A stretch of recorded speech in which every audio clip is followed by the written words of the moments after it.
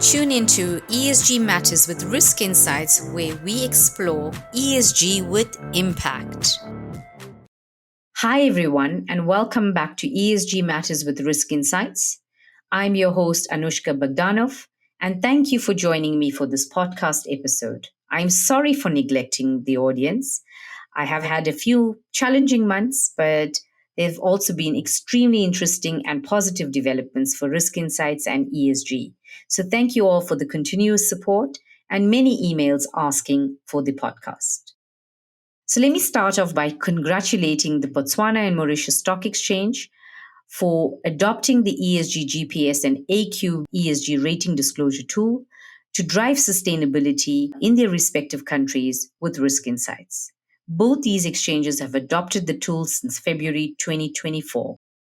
Now, the ESG landscape is fluid, and despite the political pushbacks as energy transitions become more contentious across the globe, this transition to low carbon energy source is a strong driver for investments in the capital markets and is a huge opportunity. But it is also clear that there is much confusion in all markets on ESG. So some players are confused about what are ESG regulations, others are confused about frameworks, others are confused about ESG ratings. So I thought I'd use this opportunity to demystify this a little. So firstly, the IFRS S1 and S2 are regulations that came into effect in some 140 countries that use the IFRS accounting standards, and this came into effect in January 2024. There are countries that use the IFRS reporting standards but are yet to adopt the S1 and S2 regulations. These include countries in Africa that are going through various government and accounting bodies to have the regulation or the legislation approved. Now, the S1 and S2 regulations consider climate-related risks that impact financial materiality of a company.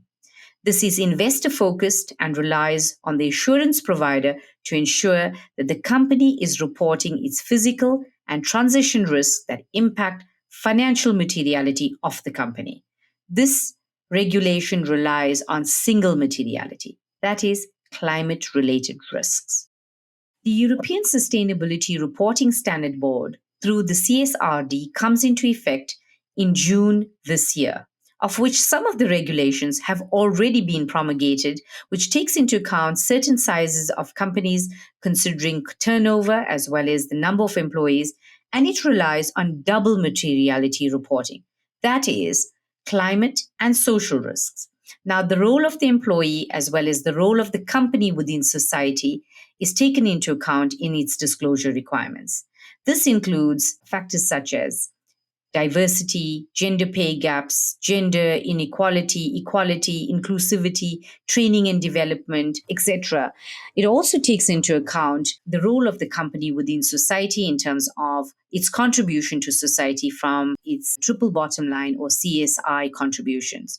The focus here is on stakeholder value and also climate related risks, taking into account natural capital as part of its disclosure requirements. Now, there are frameworks that companies can use to report single and double materiality, and there are several frameworks, but the main frameworks are GRI, CDP, and TCFD. Of course, there are over 200 frameworks globally, which include the WEF metrics, the IFC Equator Principles, PRI, SDG goals, UN Compact, etc. These are not regulations. These are frameworks that companies can use to assist report data and create ESG policies and processes within their organizations so that they are able to report within their organizations. Then there are rating agencies and data science companies like Risk Insights that mine data that is being reported, and they structure this data to create comparability and homogeneity to analyze the risk and opportunities within companies. So rating agencies should take all regulations into account and take data that's being reported, considering various frameworks that companies are using as reporting guidelines. This data is then used by rating agencies and used to calibrate risk for capital management and apply to the discount or the lending rates. further to the understanding of regulations, other challenges that companies are facing is the capacity building in companies to train and develop teams and management to assess, manage, monitor, and report ESG related risks. Other risks also take into account the inflationary pressure and rising costs that are a major concern for many companies, and ESG reporting and stewardship, as well as business transformation, is seen as very costly.